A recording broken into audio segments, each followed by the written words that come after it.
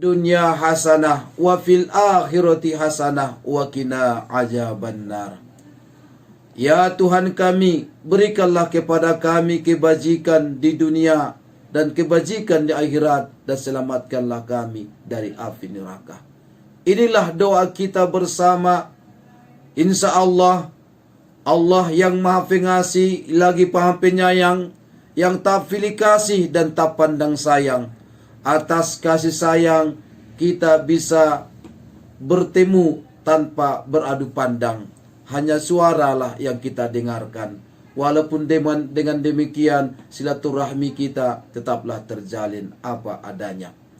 Salawat dan salam kepada junjungan Nabi kita Nabi besar Muhammad sallallahu alaihi wasallam yang sudah menyampaikan kepada kita ajaran yang membawa kita semua keselamatan di dunia dan keselamatan di akhirat. Innallaha wa malaikatahu yusholluna 'alan nabi ya ayyuhallazina amanu shollu 'alaihi wa sallimu taslima. Sesungguhnya Allah dan para malaikat berselawat kepada Nabi. Hai orang-orang yang beriman, berselawatlah kepadanya dan ucapkanlah salam seutama-utama salam. Saudara-saudaraku, mari kita ucapkan salawat dan salam kepada beliau. Allahumma salli wa sallim ala Sayyidina Muhammad wa ala ali Sayyidina Muhammad. Saudara-saudaraku, kaum muslimin yang dirahmati Allah Subhanahu wa taala. Kita sudah berada di bulan Rajab, di bulan Sya'ban. Habis bulan Rajab, bulan Sya'ban. Habis bulan Sya'ban, bulan Ramadan. Doa kita selalu kita lantunkan. Kita mohonkan kepada kehadiran Allah Subhanahu wa taala. Allahumma barik lana fi Rajabi wa Sya'ban wa ballighna Ramadan. Ya Allah, berkahilah kami di bulan Rajab dan di bulan Sya'ban, dan sampaikan kami ya Allah, sampaikan pada bulan suci Ramadan.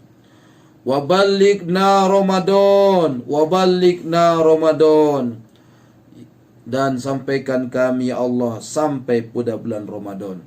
Karena bulan Ramadan bagi kita orang-orang yang beriman, tentunya bulan Ramadan adalah bulan yang istimewa, bulan yang kita nantikan, bulan yang penuh diberkahi, bulan dibukakan pintu-pintu rahmatnya bagi kita, dibukakan pintu-pintu magfirahnya, ampunannya kepada kita semua. Dan pada bulan itu kita diberikan Allah kekuatan lebih untuk meningkatkan amal ibadah. Dan insya Allah semua bentuk ibadah itu wa'idkum minan nar, menyelamatkan kita dari api neraka. Bulan Sya'ban adalah bulan ke-8 dalam kalender Hijriah yang menyimpan berbagai keutamaan dan peristiwa besar di dalamnya. Di antaranya tahwilul kiblah, pemindahan kiblat dari Masjidil Aqsa kemudian menjadi Ka'bah di Masjidil Haram. Pengangkatan amal di bulan Sya'ban, dan pada bulan ini diturunkan ayat solawat dan salam terhadap baginda Rasulullah Muhammad sallallahu alaihi wasallam yang kami bacakan tadi ayatnya. Semoga dengan datangnya bulan Sya'ban ini kita dapat menggembirakan hati Nabi kita Muhammad sallallahu alaihi wasallam dengan memperbanyak membaca salawat, meneladani perangai dan akhlaknya Nabi kita Muhammad sallallahu alaihi wasallam. Semoga Allah menjaga dan melindungi kita semua dari segala macam penyakit, bencana, fitnah, mara bahaya, dan segala hal yang menyakiti kita. Kaum muslimin rahimakumullah. Tema kita pada pertemuan kali ini adalah usaha mencapai hidup berkah. Kalaulah kita ketika memperingati Isra wal Mi'raj Rasulullah sallallahu alaihi wasallam, selalu kita dengarkan bacaan para qori dan qoriah kita. Membaca surah Al-Isra ayat 1. Bismillahirrahmanirrahim. Ya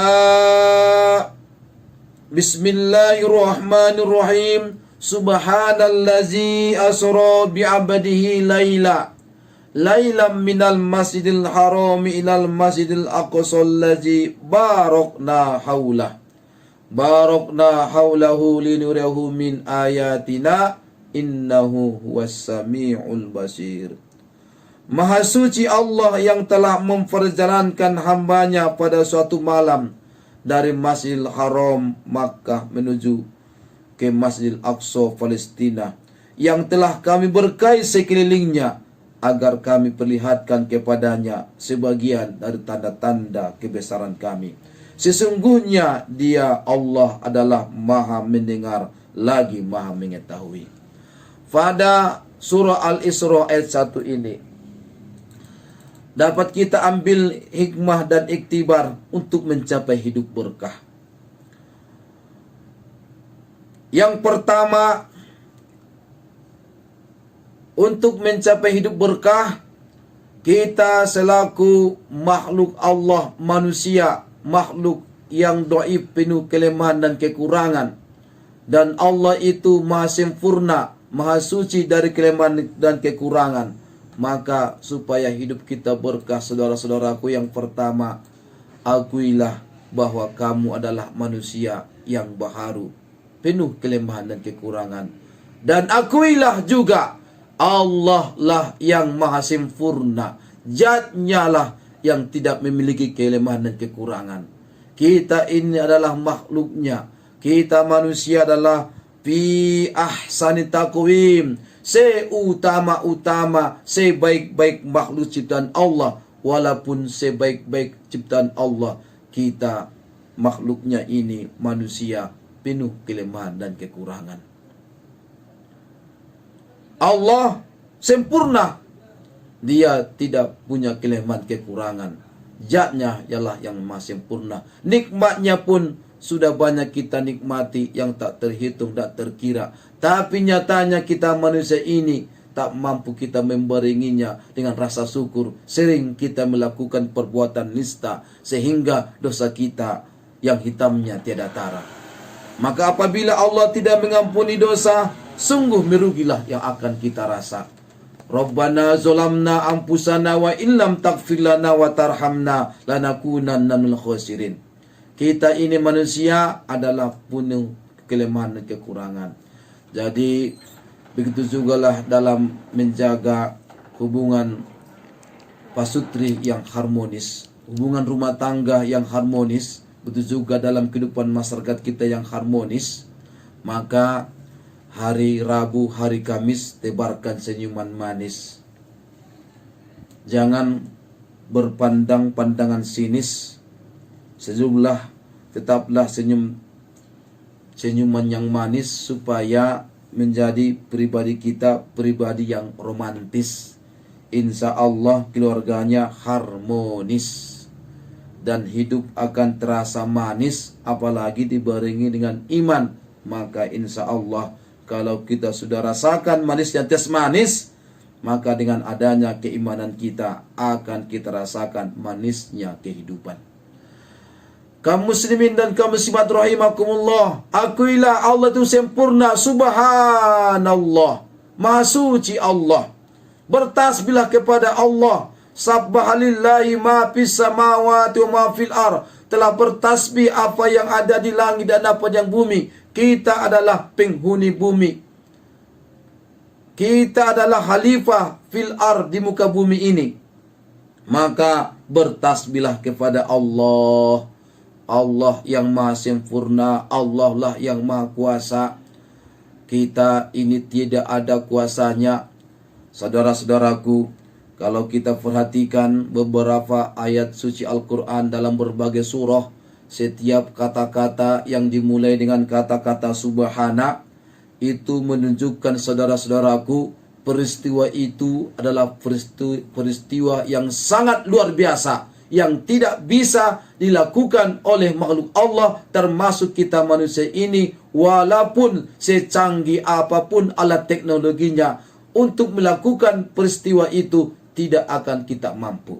Kalau pada surah Al-Isra ayat 1 ini Allah menjelaskan peristiwa Isra wal Mi'raj, karena peristiwa Isra wal Mi'raj itu adalah peristiwa yang sangat luar biasa, yang tak biasa dan tak akan pernah dialami oleh manusia lainnya kecuali Nabi kita Muhammad sallallahu alaihi wasallam, yang telah berjalan pada suatu malam, hanya pada satu malam, dari Masjidil Haram menuju Masjidil Aqsa Palestina, yang pada saat itu kendaraan yang pada saat itu paling canggih adalah kendaraan unta dan berkuda, maka memerlukan 1 bulan perjalanan menuju dari Makkah menuju Palestina. Pulang pergi berarti 2 bulan perjalanan. Begitu juga perjalanan Rasulullah SAW dari Masjid Al-Aqsa menuju Palestina. Jarak antara bumi dengan langit pertama, Rasulullah SAW menjelaskan kepada kita 500 tahun perjalanan. Kemudian jarak antara langit pertama, langit kedua, 500 tahun perjalanan. Begitu juga lah selanjutnya. Ada 7 lapis langit.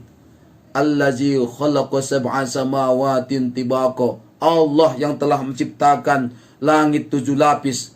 Tentunya kalau 7 lapis 5 kali 7, 500 kali 7 berarti 3.500 tahun perjalanan. Pulang pergi berarti 7.000 tahun perjalanan. Jarak antara langit ke-7 menuju Siratul Muntaha, dijelaskan Rasulullah SAW, 2 kali jarak langit ke bumi, berarti 1.000 tahun perjalanan. Pulang pergi 2.000, 7.000 ditambah 2.000, 9.000. Kemudian jarak antara bumi dengan langit 500 kali 2 berarti, saudara-saudaraku, 1.000, berarti memerlukan 10 tahun, 10.000 tahun perjalanan. Siapa yang mampu? Hanya Allah lah yang maha kuasa memperjalankan hambanya Nabi kita Muhammad SAW yang mampu melakukan itu. Maka ucapkanlah subhanallah. Kalau kau gunakan akalmu, bisa jadi akalmu tak bisa menerima. Tapi dengan perkembangan teknologi pada saat ini, engkau akan mudah menerima peristiwa Isra wal Mi'raj ini. Saat ini dengan perkembangan teknologi transportasi, kalau kita misalnya ke Jakarta memerlukan 3 hari 3 malam. Kalau naik pesawat hanya sekitar 2 jam. Karena apa? Di pesawat kita bukan berjalan, tapi diperjalankan melalui pesawat. Di dalam kendaraan pun kita tidak berjalan dalam kendaraan, tapi kita diperjalankan oleh kendaraan bis. Kendaraan Rasulullah SAW bukanlah unta, bukan juga kuda, bukan juga bus, dan bukan juga pesawat, tapi kendaraannya adalah buruk. Buruk itu kecepatannya kecepatan cahaya. Kecepatan cahaya itu 300.000 km per detik. Jarak antara Makkah menuju Palestina hanya sekitar 1.230 km. Berapa waktu yang bisa ditempuh oleh buruk? Hanya 0,5 per 0,05 detik. Berapa itu? Sekedip mata. Ketika penyiar kita mengkedipkan mata kepada saya sebagai penceramah, sebagai isyarat untuk mungkin selingan dulu, itu berarti sudah sampai Rasulullah ke Palestina. Ku balas kedipan matanya, ku main mata juga balasannya. Akhirnya sudah pulang pergilah Rasulullah dari Makkah, dari Palestina menuju Makkah, pulang pergi. Penyiar yang kita sangat banggakan, saudara-saudaraku, subhanallah adalah pengakuan kita bahwa Allah itu adalah maha sempurna. Ibu-ibu, anggota wirid Yasin, tentu kita sering membaca surah Yasin. Coba ibu-ibu pendengar semua, atau mungkin bisa jadi kaum bapak, kaum remaja, nauli bulung kita, naposo bulung yang ikut Yasinan. Coba ingat-ingat dulu, ada di surah Yasin itu dimulai Allah dengan kalimat subhana. Coba kita pikir dulu pendengar, ayat berapa kira-kira ada di awalnya kalimat subhana? Ayat 36. Mungkin ibu-ibu sudah betul ini, ada yang bisa menjawab di sambil mendengarkan kan? Ayat 36. Situ Allah menjelaskan, Bismillahirrahmanirrahim. Subhanallazi khalaqal aswaza kullaha mimma tumbitul ardu wa min anfusihim wa mimma la ya'lamun. Maha suci Allah yang telah menciptakan pasangan-pasangan semuanya, baik dari apa yang ditumbuhkan oleh bumi dan dari diri mereka, maupun dari apa yang tidak mereka ketahui. Allah menciptakan makhluk itu berpasang-pasangan, termasuklah tumbuh-tumbuhan yang ditumbuhkan oleh bumi. Salaki adong jatan adong boru-boru, haram biripe adong namar batu. Namar batu ya arannya jatan. Kemudian karet HP ya digurus naramarai. Berarti indah boru-boru jatan. Ada setiap yang tumbuhkan oleh Allah dari bumi itu berpasang-pasangan. Begitu juga kita manusia berpasang-pasangan. Kalau berpasangan, laki-laki pasangannya perempuan, perempuan pasangannya laki-laki.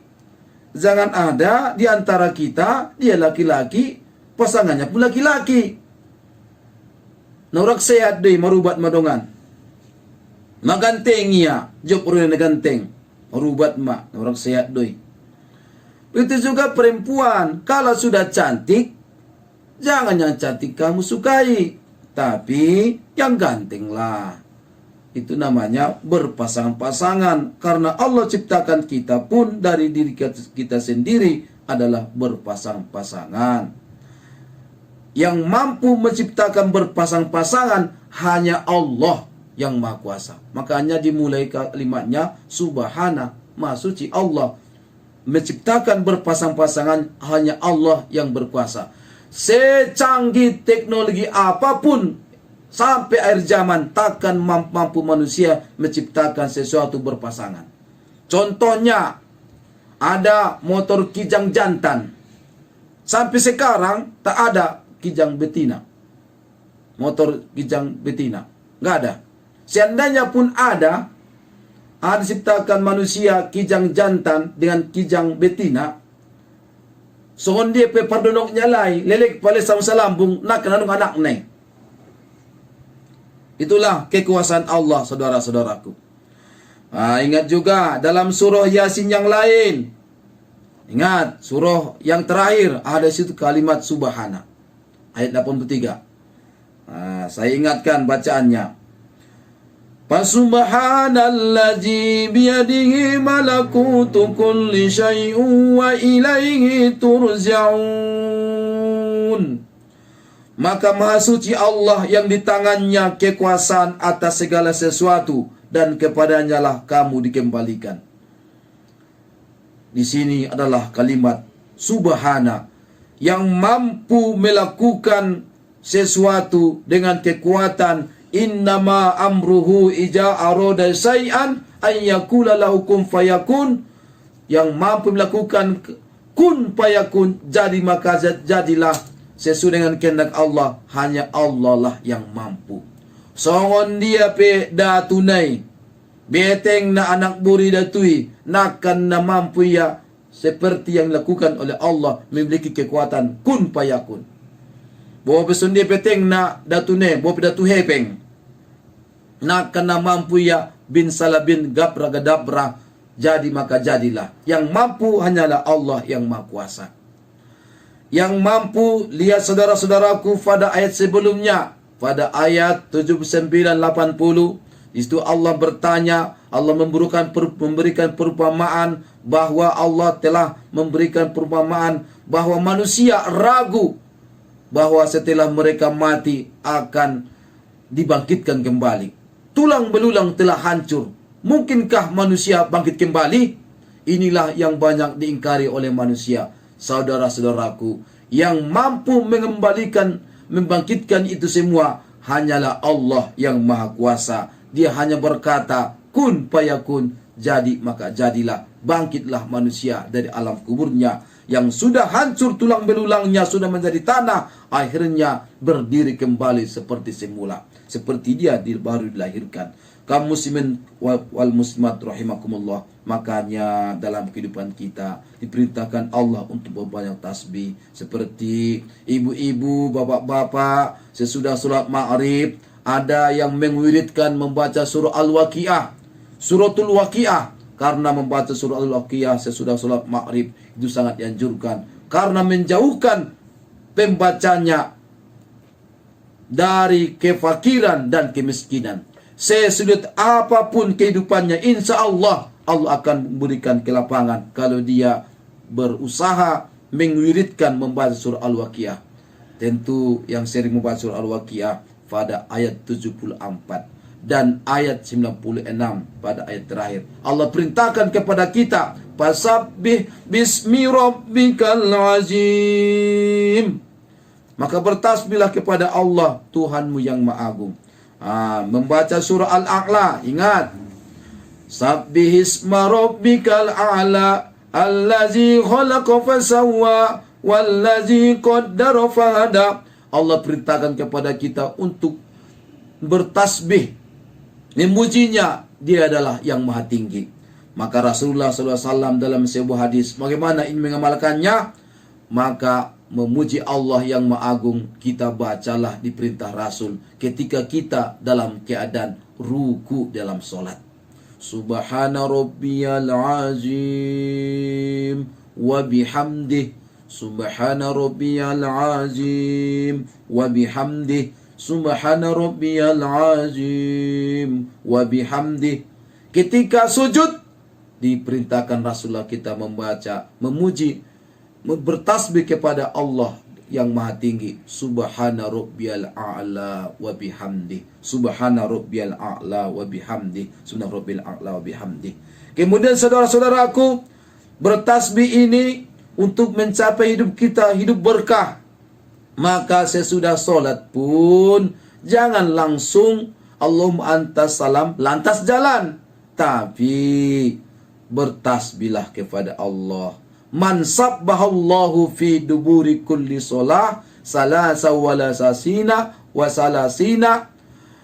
Maka barang siapa yang mengucapkan subhanallah 33 kali setiap selesai solat, kemudian dia memuji Allah wa hamidallah 33 kali, membaca alhamdulillah, kemudian wa kabbarallah, dia mengucapkan takbir kepada Allah 33 kali, maka jumlahnya itu menjadi tis'atun wa tis'una, 99. Subhanallahnya 33 kali, alhamdulillahnya 33 kali, kemudian Allah Akbarnya pun 33 kali, 99. Kemudian wa qala tamamal mi'ah, kemudian dia sempurnakan menjadi 100 dengan menutupnya dengan bacaan tahlil la ilaha illallah wahdahu la syarikalah lahul mulku wa lahul hamdu wa huwa ala kulli syai'in qadir.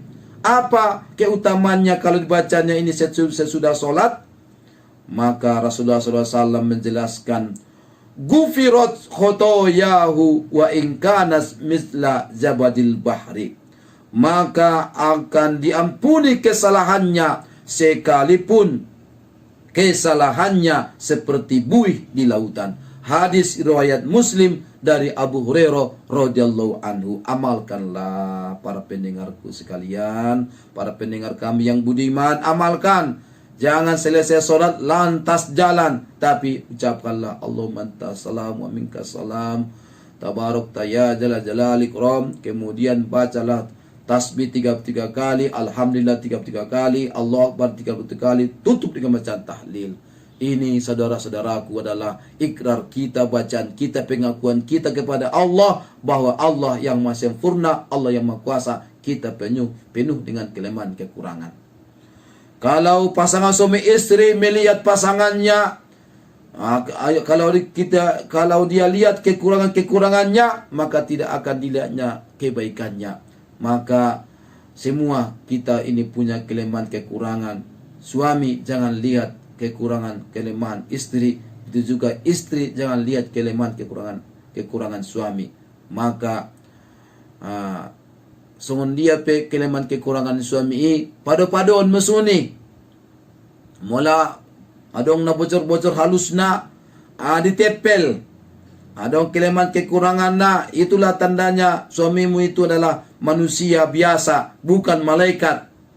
Dia itu manusia. Begitu juga istrimu, jangan lihat kelemahan kekurangannya. Di samping kelemahan kekurangannya ada kelebihannya, maka lihatlah kelebihannya. Jangan lihat kelemahan kekurangannya.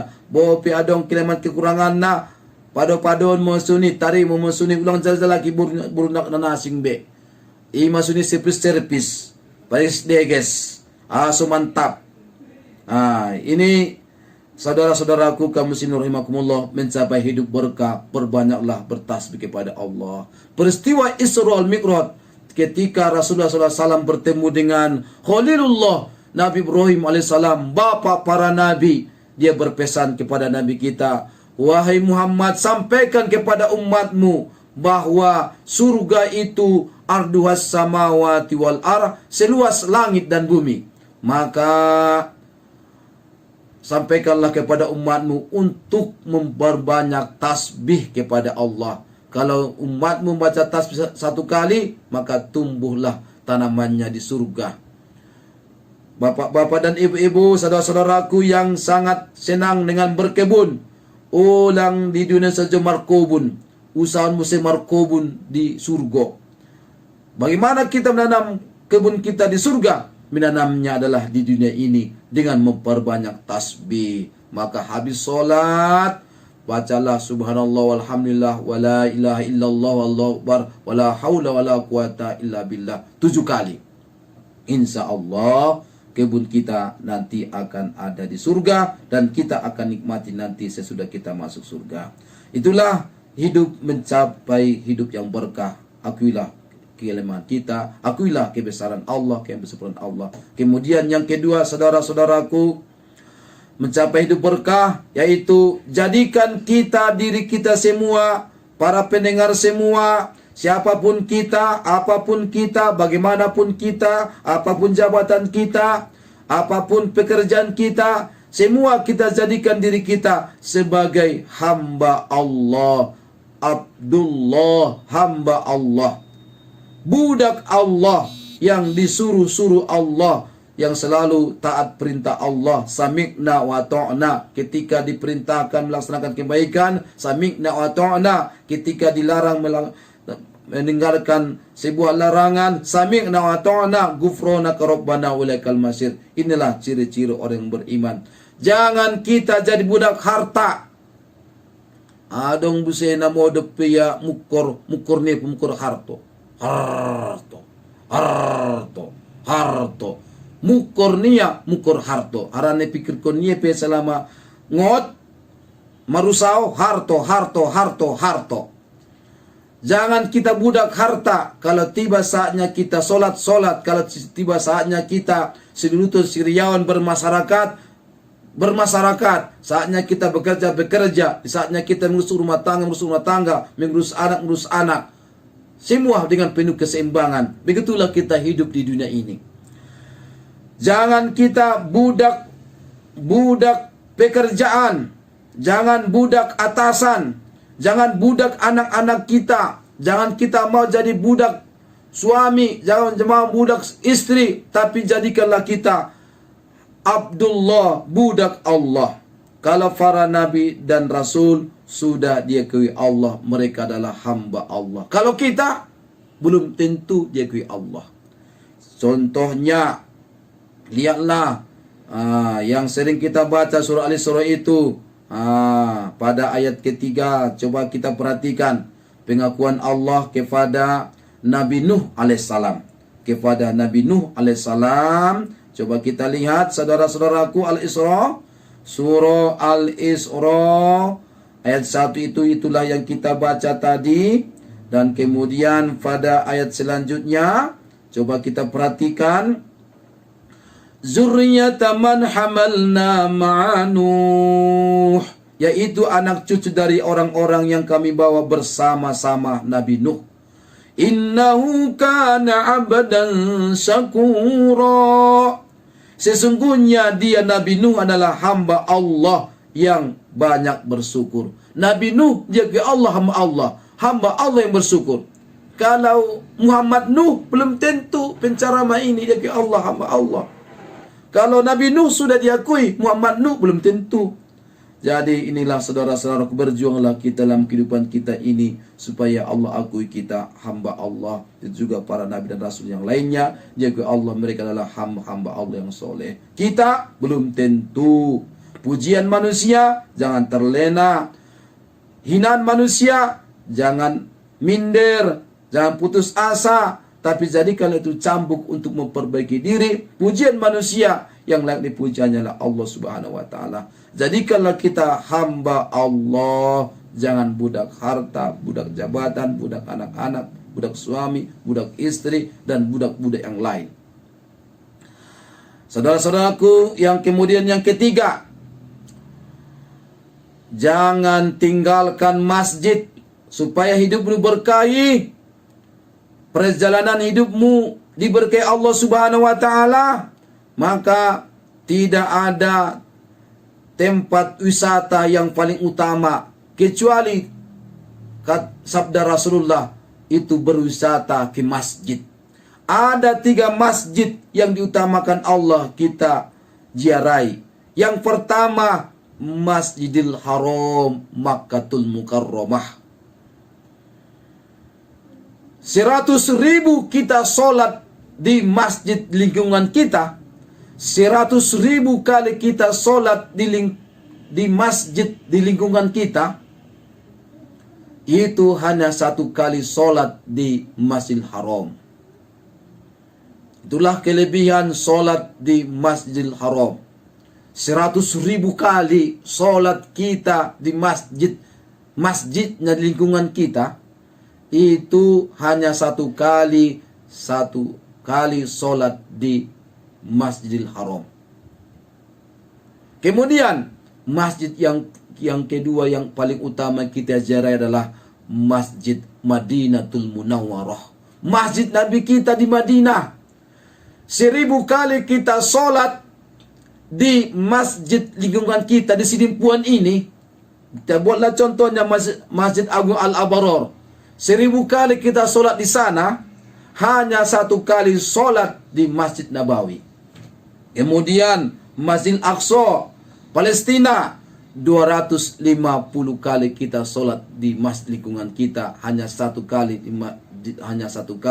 sholat kita di Masjid Aqsa. Kunjungilah, usahakanlah melalui haji dan umrah. Insya Allah, Allah mudah-mudahan memudahkan kita untuk sampai ke sana, dan mudah-mudahan Allah memberikan rezeki kepada kita ke sana, dan mudah-mudahan kita pada tahun ini mudah-mudahan dapat menunaikan ibadah haji. Mudah-mudahan jangan lagi ditunda. Mudah-mudahan itulah permintaan kita. Oleh karena itu, dimanapun Anda berwisata, contohnya ke Sibolga, jangan lupa sholatnya di masjid.